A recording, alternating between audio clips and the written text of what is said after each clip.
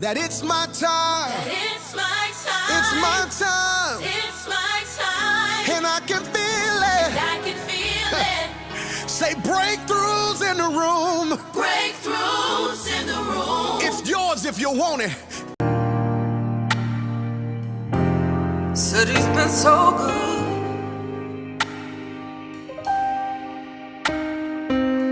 God has been so good. Good, just ain't good enough. You've been better than good to me. God has had my back in the midst of my enemies, and I ain't even have to be there. So the week before, so about 3 weeks ago now, so this is taking me this long to just go ahead and process and to truly be okay with expressing my sentiments and my feelings on the matter. And it's a good matter. It's a good matter, you guys. But y'all know, for those who have been following me and actually watching my videos through and through, okay? At the very beginning of the school year, I was having a hard time trying to adjust to what we call the new education system, also known as NES. And it's only a requirement within a certain school district. It's not every school district. You have districts on the north side of Houston, districts on different sides of the spectrum within the Houston proximity, right? And not all of them fall under NES. Good for them. Y'all better thank the Lord, praise the Lord. Because NES is nothing to play with. And to be honest, the crazy part is our school, my school that I'm at, it's actually not NES, but we adhere to the NES standard. And I'm pretty sure next year, school year 2026 to 2027, we're going to be NES. Pretty much. They were just prepping us. Right now, we're classified as PUA, and that stands for per unit allotted. And it gives us a lot more leniency, a lot more freedom for us to be able to do things, to have things, to plan things, and stuff of that nature. Whereas the NES, right, NES schools, they are more up under a strict program, a stricter program, and it's very, very strict. I was trying to think of a better word, but it's strict, okay? That's it, that's all. But yeah, so it's a lot of district visits, it's a lot of chief visits, it's a lot of different people all up in your personal business all year round. You don't get a break. You never know when they're gonna pop up. Sometimes they pop up to simply spy and see if you're actually teaching how they expect you to be teaching. And it's a lot. It's a lot. And I was having a very, very extremely hard time adjusting to that, because I came from the Spring district. Spring, I had so much freedom. Like, they give us a curriculum book and we look at it and we have to be teaching the same thing. It has to be a flow to our curriculum, but we had the leisure to create our own lesson plans and teach how we best felt the need to teach based on our students' requirements. Like, we were able to determine what type of students we had and how we can cater to them as a whole and not just to one particular group. And so going into this new district under the NES system, it was so difficult because all of that freedom and that leisure was stripped from me. And so now it's like I'm completely lost. I don't know what they're talking about. You need to do A, B, C, D, E, F, and G, and in that order, and you can't put one up in before the other. And I didn't know what they were talking about. And all I felt like they were doing was just constantly criticizing me, and critiquing me in a negative way. It's not about what you say. I can handle what anybody say. However, it's about how you say it. We just talked about this on Wednesday in Bible study. Like, it's how you make somebody feel when you say certain things and how you say it that can make them feel a certain way, because people are always going to remember how you made them feel. All right. And so it was how they was making me feel, from district, from the chief, I'm talking about everybody was just like putting me down. And I was just like, dang, I might as well, maybe I should just quit. Maybe this is not for me. Maybe I am not built from this. Maybe I heard God wrong when I sat in the backyard of my uncle's home in California, when I had their house to myself because they were traveling the world, and I had that entire house to myself, that entire space to myself, that entire atmosphere and nature to myself to just sit and talk to God. And maybe I heard him wrong. Maybe I didn't hear him say teach. That's how I was feeling. That's how they made me feel. And I was on the brink. I was on the edge. I was like, okay, I'm going to hand him my notice. And then God just kept saying, no, no. And I just kept, even then, praying for his what? His strength, not my own. Praying for me to understand his way and not rely on my own understanding, because our own understanding, I'm just going to say it, it can F us up. It can F us up. Sorry, but that's how I can put it. And so yeah, I was just like, yeah, no. So I had to pray that stuff away, and I'm still having to pray certain things away.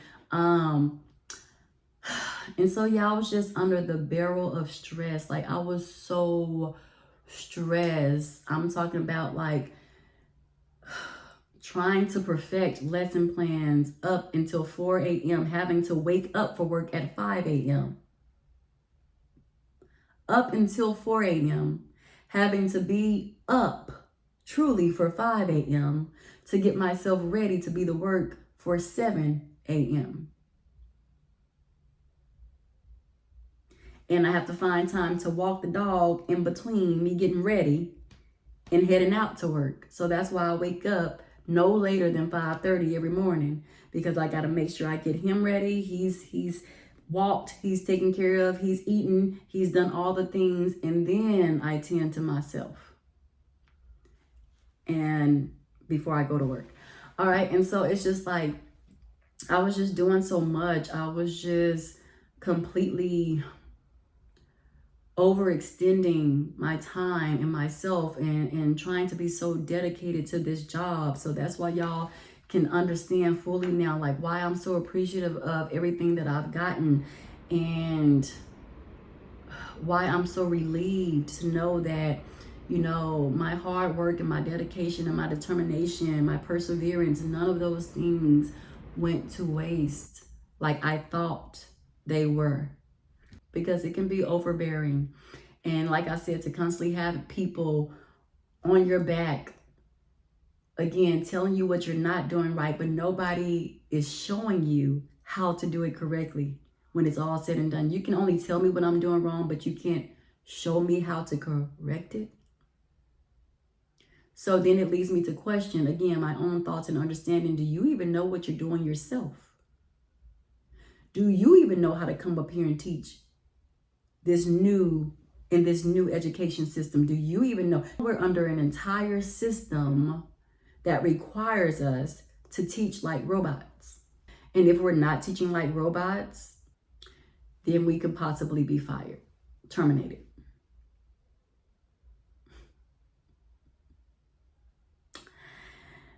But nobody was showing me how to do that. I promise to goodness, this entire year has been me and God. God and me. To be honest, I don't even want to say me. This year has been God. This year has been God. So not me. So not me. Because me would have quit the 3rd week of August after school started. It ain't a game. And so I was having a really, really tough year. And the one lady stepped in who I told y'all about, who I admire, who I look up to as my mentor, and just all the things. Like, I just love her aura, her personality, everything that I know that I desire to be, in hopes of somebody seeing me and viewing me how I view her. Yeah, that's how I want to be. And she stepped in and she really took me under her wings, and she really showed me. There was a few of us who, because we were being criticized so much, we literally had to miss a day of work, and they took us to another school to see how certain teachers taught. So they did try to show us how to do it, but that still wasn't enough time. Like, they still didn't point out directly what the teacher was doing and what to look out for, what to learn from, by watching them. They didn't really tell us those things. So I was still oblivious. It's like, okay, you took me on this whole field trip to learn how to teach better, and you're still not really showing me. Like, I'm just looking at him walk around the classroom, check his students' work to see if they're actually working. And that's it. And to see how he had class management by all of his children being so quiet and calm and just classroom management. And I'm like, well, I wasn't really having a problem with classroom management. I was having a problem with, how do I teach in the way that y'all want me to teach, in this new way? Because I'm used to one way that I've been doing for a year, 2 years actually, prior to coming to this school. And now I don't know y'all's way. That's what I was struggling with, not managing my kids. And so it's like, again, you're still giving me stuff that I don't need. That wasn't a necessity. We could have skipped that, because it still didn't really teach me anything. I mean, I saw some things that could help me improve, in which I did take advantage of that and I utilized it. I'm not going to sit up here and say I didn't learn anything from touring that school and observing other teachers, to try to gain some knowledge on how they wanted us to teach. But it wasn't what I really needed. And so they did attempt one time, literally one time. And then after that, it was like, no, but Miss J, so my principal name is Miss J, and then the lady I'm talking about is Miss J. And right now I'm referring to the lady that comes in from district, not my principal. So I don't want people to get that confused. But yeah, so I'm talking about the district personnel, and she really came in and was like, okay, so do this, do that. You have to make this relatable to the children. How can you reach them by making this relatable? And even her giving me those pointers, that still wasn't helping, because you're still not blatantly telling me what to connect it to. You're telling me to figure it out on my own, how I can relate the stories to them and get them to understand and be relatable to the text that they're reading and stuff like that, the stories that they're reading. You're still not telling me how to do it. And so God had to just really move with me and through me to teach me that. And then one day it just clicked. Wow, got it. And that's when she walked in and she was like, Ivory, come here. I'm like, oh my goodness, what I do? Because I'm so used to being critiqued and stuff. I'm like, here we go, what I do, what I mess up on today. And she was like, she came and told me the opposite. And I shared this before. She was like, you ain't doing nothing wrong. You did everything right. And she was like, that's how you teach. She was like, I don't know what you went in there and did and what clicked, but that's what I was talking about. Make it relatable. And you have done it. And I was like, thank you, God. And not me. I ain't do nothing. It was him helping me, assisting me, throwing me the alley-oop, okay? And I was just catching it, listening, being obedient. And that's how I am still standing in front of those children today, teaching in May of 2026, when I wanted to quit. This close to quitting, okay? This close to quitting. Fingers almost touching each other. All right. The third week of August 2025. Yeah, I was gonna quit that thing because I ain't got time for that. But I say all that to say this. I was out with some peers. We went out after work for some drinks and food, all the things. And I got a phone call from my principal.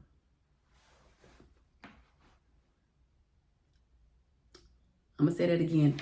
I'm out. We out of school. We done left work. We done went out to this little place to get us a drink, to decompress, all right? To blow off some steam, get some good food in our tummies, good conversation. And I get a call from my principal. Now, keep in mind, I didn't even know she called me, y'all, because I was on the phone with my daddy. My daddy had called me at that time. My mama called me. I'm literally FaceTiming my mama. It wasn't until I hung up the phone with my dad, pardon me. It wasn't until I hung up the phone with my dad that I look at my phone and I see my principal's name, missed call. And I'm sitting up there trying to have a conversation with my peers. And meanwhile, little do they know, my heart is pounding because I'm like so used to being criticized, even after all this time, even after the district personnel, Miss J, was like, you did a good job. And even after she'd been giving me multiple hugs, telling me she's proud of me and I've done it and I've made it and I've mastered it and I got it now. And blase, in spite of all of this, because I've been criticized more than encouraged. I don't want to use the word praise because I feel like that's for God and God only. I've been encouraged, right? I always kind of have this insecurity a little bit about if I'm suitable or if I'm fit for this position even still. And so I'm like, I'm not answering that phone because I don't know, like, what is she going to tell me? Like, do I not have my job anymore? Like, what did I do? And let me do a little backstory. Let me take a step back. The reason why I was feeling like that, because we had what you call an IRT walk. And an IRT walk is when people from district, it can be people from district, or it could be principals, head principals from other schools, from other school districts. It could be assistant principals from other school districts.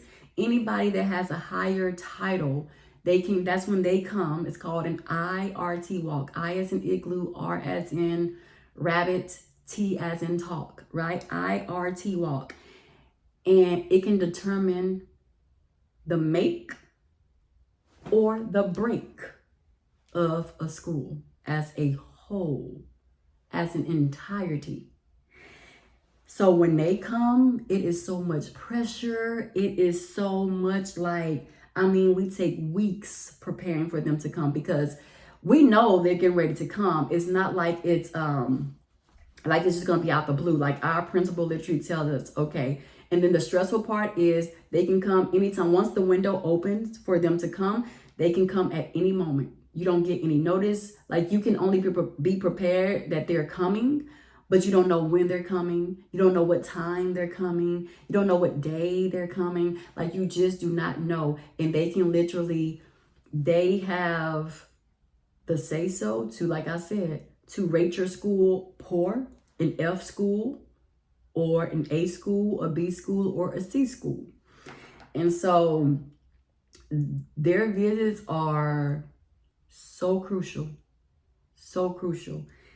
And on my very first visit back in August or whatever, in September rather, because the window for IRT in 2025 started in September, I, as one teacher, got rated, it was not good. It was not a good rating at all.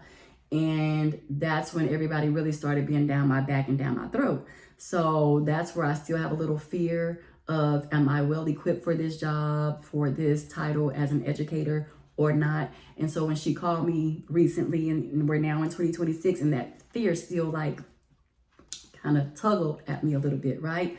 That tug of war. And so, yeah, I didn't answer her call because we had another IRT walk. And I'm like, why is she calling me after IRT? Typically, if we do good on IRT, she announces it on the intercom and the entire school celebrates. Y'all keep in mind, and I'm trying not to cry because I was scared. I'm not gonna lie, I was scared. And she didn't announce it on the intercom after we had the visit. So I was like, oh my gosh. We were at a 15 rating, which is phenomenal. Like our school started out as a 6. We were a D school, a D as in dog, D as in David, which means we were at the bottom of the bottom, on the cusp of becoming an F school, okay? Which is why they put this NES system into place to get us back up to where we were supposed to be, because the school started off as a B school. But then, like I've mentioned on other videos prior to this one, teachers started getting complacent. They became very impatient with the behaviors of the children, and they just completely stopped teaching. And so it brought the school down from a B to a D in just 1 year. In just 1 year. That's how tough being a teacher is. It's not easy. It's not an easy walk in the park. So yeah, they just stopped teaching and school went down, plummeted, and that's what put all of this into place. And so IRT, they're the ones who come, like I said, and they're the ones who put you in the hole. They're the ones who take you from a B to a D and put you on the cusp of an F. So when those people come and they rate you as an individual, and that's your contribution to whether you do good as a school or not, or you do bad. And so, yeah, going back to like, she didn't announce it on the intercom. When we went from a 12 to a 15, she announced it. When we went from a 9 to a 12, she announced it. All right.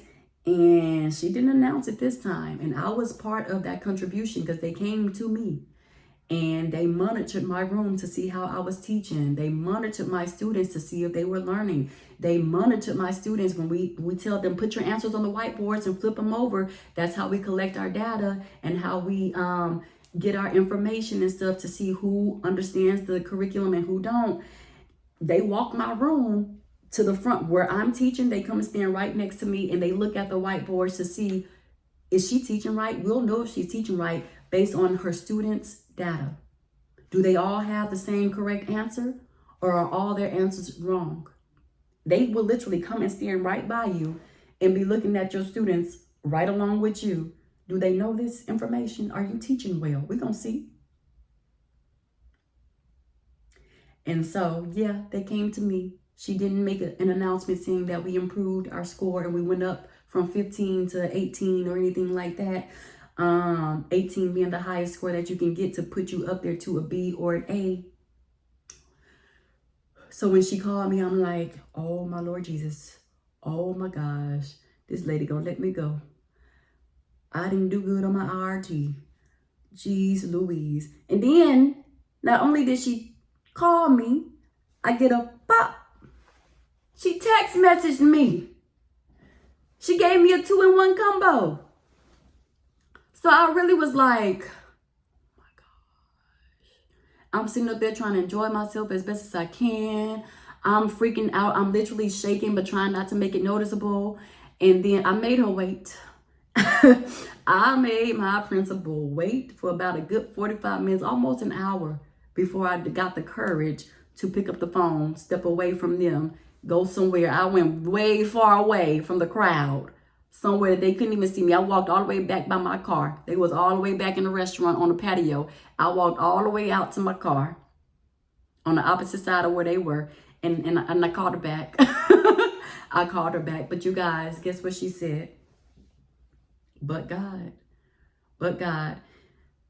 I felt so unseen. I felt so undervalued. I felt so just hopeless. Like, I'm like, God, I don't know what you sit there and told me to teach for.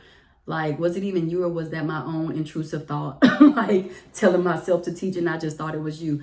Even though I know I heard him clear as day. Like I told y'all in one of my other videos. As clear as you hear rain dripping on your window pane, hitting against your window pane. As clear as you can see lightning strike through the air. As clear as you can hear a plane flying as it flies close to you. I clearly heard God say, the Lord, my Lord and Savior Jesus Christ say, teach. And his voice was so pronounced. Oh my gosh, like it makes my heart pound when I talk about it. It makes my stomach rumble because the Holy Spirit always speaks to me in my stomach. Like, I don't know, like I can feel him revving up in my stomach. And so if you ever see me holding my stomach or whatever, it's because the Holy Spirit is trying to get through. And I'm like, calm down, okay? Calm down. But I'm typically like holding my stomach or something. And I kid y'all not, like, he literally said, teach.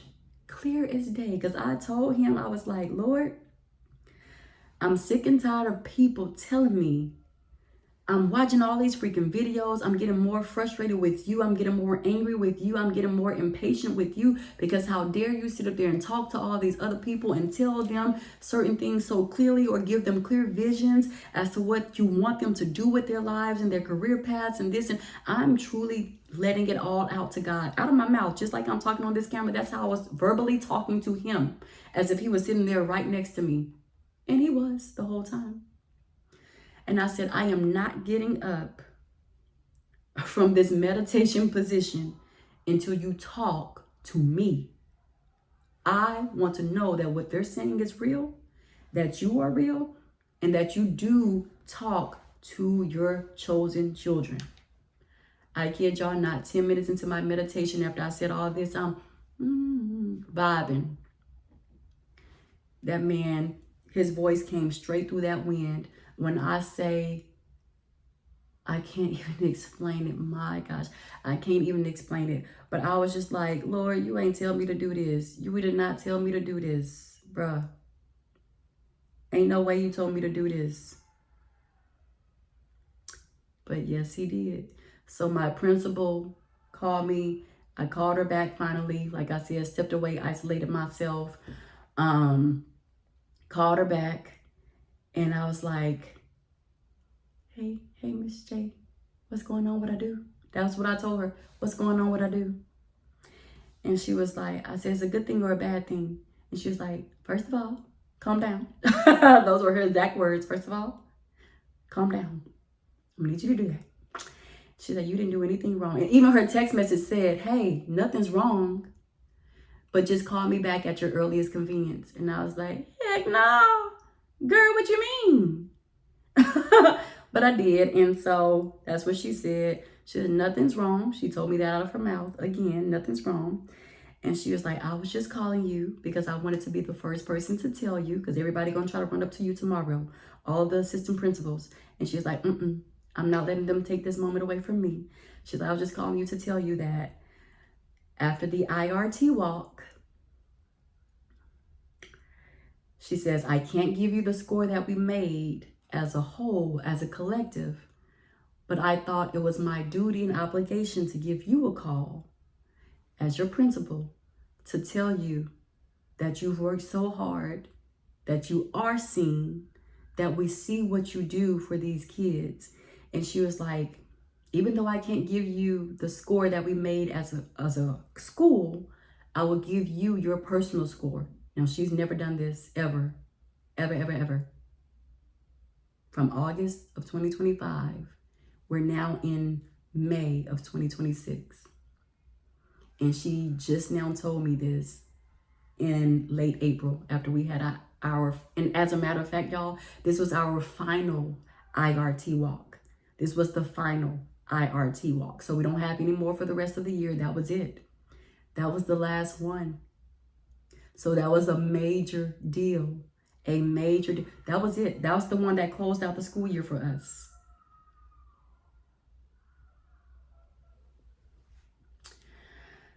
And so, yeah, she's just talking to me on the phone, and she was like, I don't want you to think that your hard work goes unnoticed. Keep in mind, I've never shared how I felt with anybody at school. I've always kept it to myself, between me and God. I've always come home in my bed and bawled my eyes out, cried my eyes out until I couldn't cry anymore to God. And I'm like, God, you're failing me. Why would you put me in this position and I'm not even equipped? Why would you do this to me? I'm so embarrassed. I'm so humiliated. Like, I don't like this. Right? And so I would cry all the time and just cry, just knowing how much time I spent on something, just for people to come in and say, you've done nothing. Basically, not those words verbatim, but again, going back to feeling, made me feel like I'd done nothing. And I know the time, the effort that I put into internalizing my lesson and trying to understand it to the best of my ability, because y'all still are not showing me. Y'all are really failing me, but making it seem like I'm failing myself.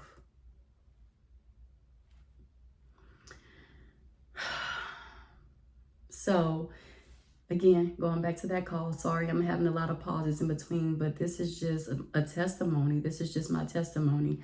And she's like, we have noticed you. We have seen you.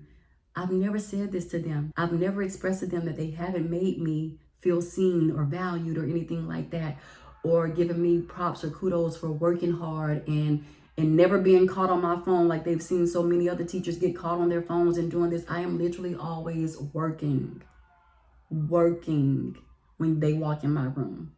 I have never sat down a day in my life from August all the way into now, and what the stuff that they've gotten on other teachers about, they've never come to my room and gotten on me about since August of 2025. Never. You've never seen me sitting down. You've never seen me on my phone. You've never seen me chilling. You've never seen me taking a break from teaching because I'm just tired, because my students not understanding, so I'm just going to show them that I'm giving up. You've never seen that from me. But yet it got overlooked and overlooked and overlooked and overlooked.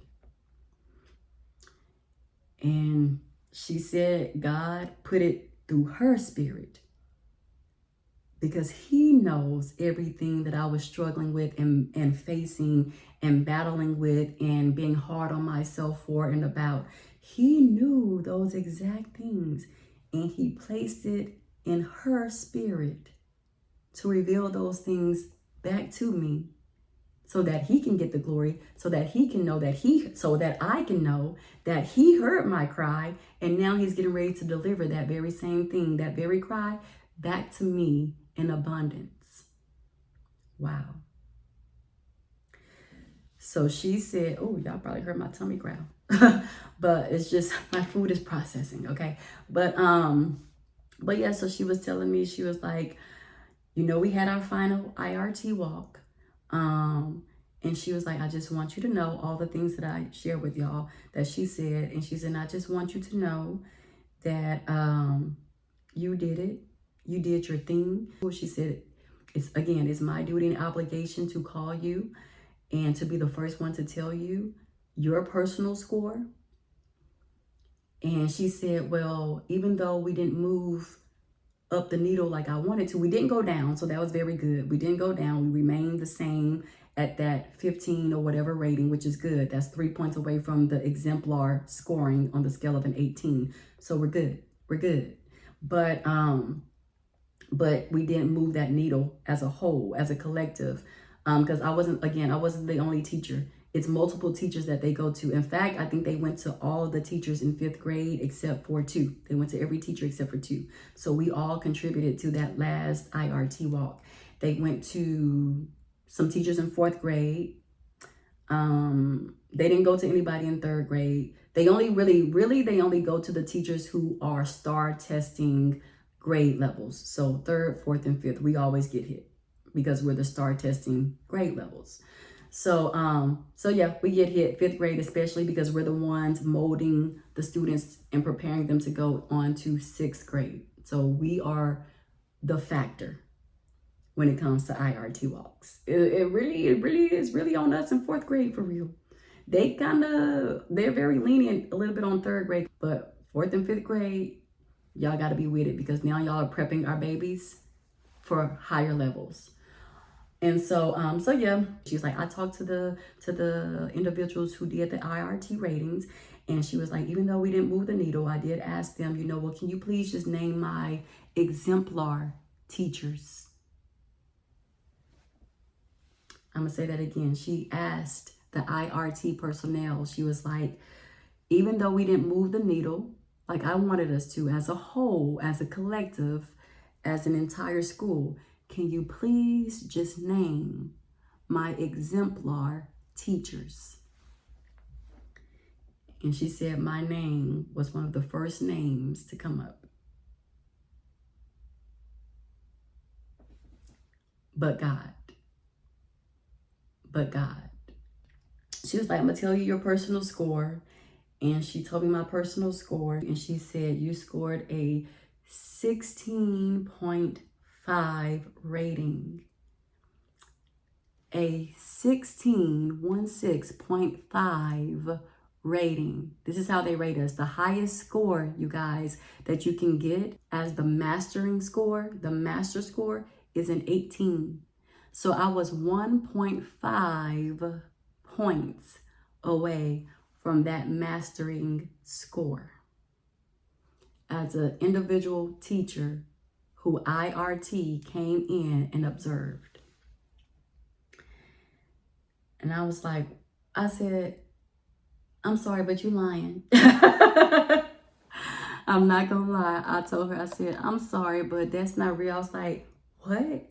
I looked at my phone. I'm like, me? I was like, you sure they said me? And she's like, I'm sure they said you.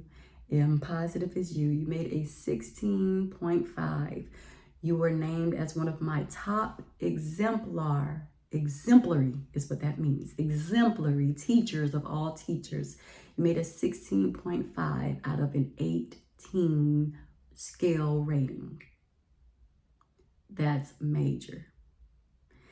And she was like, so I just thought I'd call you and commend you and to let you know that we see you, that we know how hardworking you are, that we know your dedication to our students and your contribution to this school. And I just had to let you know. And she was like, now everybody else gonna run up to you tomorrow, so don't be surprised. But I had to tell you first. And I was like, oh my gosh. Like, to be 1.5 points away, you guys, from the mastery scale, it's nobody but God. Because when you fast, y'all know I went on that fast.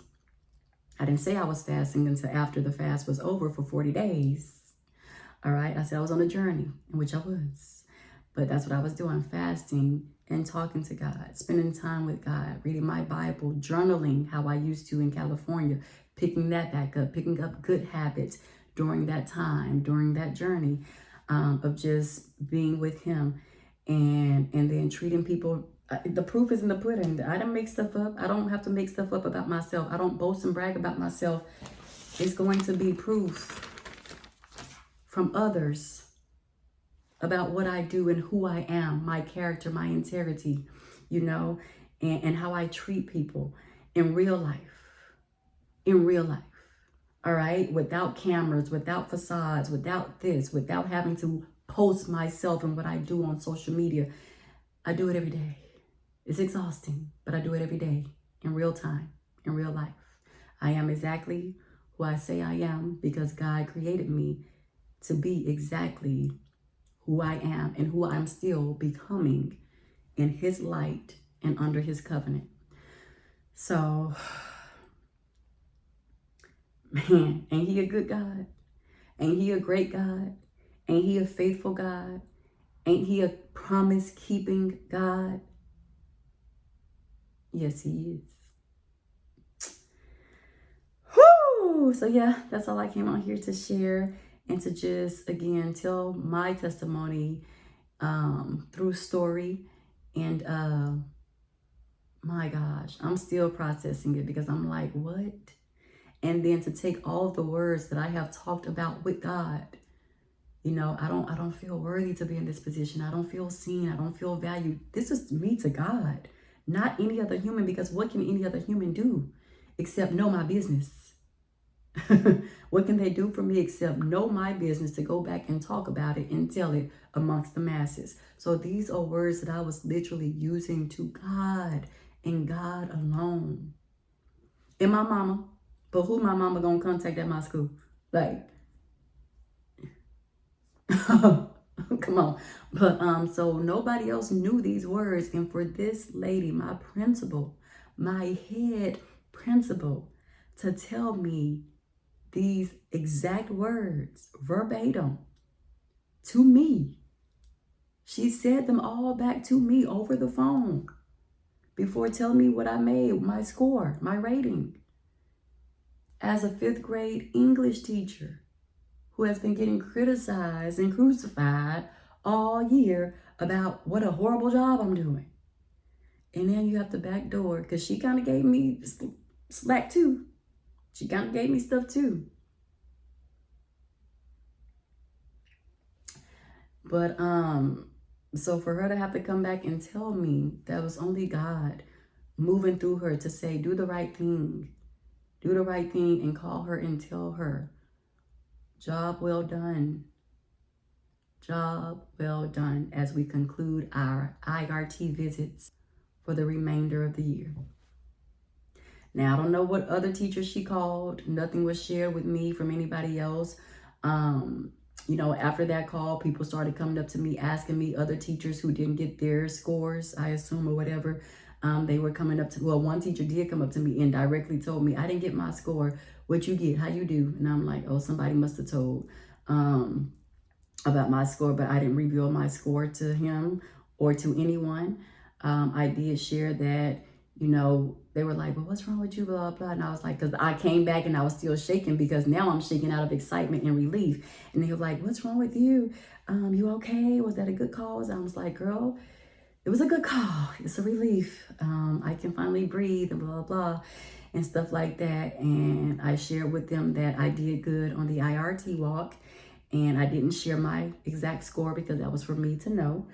And if they watch my videos now, they will know what I made. But yeah, I had to process that and just reflect on that and just reflect on the God that I serve and thank him and honor him and him keeping his promises to me and him telling me what to do and me carrying it forward and seeing it all the way through and not quitting and not giving up and releasing all of my feelings and my thoughts unto him versus man, and allowing him to hear my literal cries and tears and sharing those feelings and emotions with him in order for him to be able to come back and show me that he is God and God all by himself, and can't no man tell my child who I have chosen, his child who he has chosen and told and directed to do what I am doing, that she is not worthy,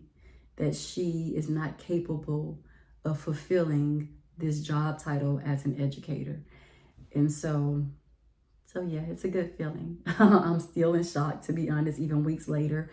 And it's just, I'm more so in shock with God. Just, I'm so surprised. And again, that goes back to the video I made the other day. Just, I thank those who are on the other end of this camera, who prayed for me in that season, who prayed for me while I was fasting and praying for others in that moment and in that time. And still, of course, still doing it. But, you know, that time is so sacred, it's so special, and it's so important, you know. So yeah, I'm just thankful to him. You know, we still be but it just makes us closer. It just makes him and I that much more closer. And I'm just grateful for it all. I'm grateful for it all. So I'm going to continue to take it all in, process it some more, reflect on it some more, and truly accept it, that it was me that made that score. and let that be, let it be. And focus on wrapping up this school year with days to go. So yeah, let me go charge my phone as I talk on it with my mother. And let me see what she's talking about. But all right, y'all. Love y'all. For those out there who feel like giving up, who thinks that God doesn't hear them, doesn't see them, is not concerned about their cries, their tears, their agony, their stress, their overwhelmingness, their worry, their anxieties. He is closer than you think. He is right there by your side. He is probably wiping away your tears that you don't even feel him wiping away, because physically, our flesh, our physical bodies, we feel them, but he's probably right there wiping them away as we're crying them. So don't let the world tell you otherwise. Don't let the enemy try to trick you and make you feel or think that God isn't real and that he doesn't hear you. He does. And in due time, in due season, you will reap your harvest if you just stay obedient, keep going, don't give up, ask God for his strength, lean on him, and depend on him to carry you through, and you will get through. You're going to go through storms and trials and tribulations on this earth, but you're going to go through it with him, hand in hand, side by side. Even when it doesn't feel like it, he will be with you. And he's going to make it known one day that he was always there holding your hand every step of the way and being such a boy dad for the guys out there and such a girl dad for the girls and the women out there. But all right, y'all, my phone, the enemy didn't want me to get this through, bruh. Like, y'all don't know how many times I have recorded this ending part. It keeps popping up saying my phone storage is full and all this kind of stuff. My phone's about to go out as well. So, all right, to wrap it up, bye. Love y'all, and God loves you too. Take care.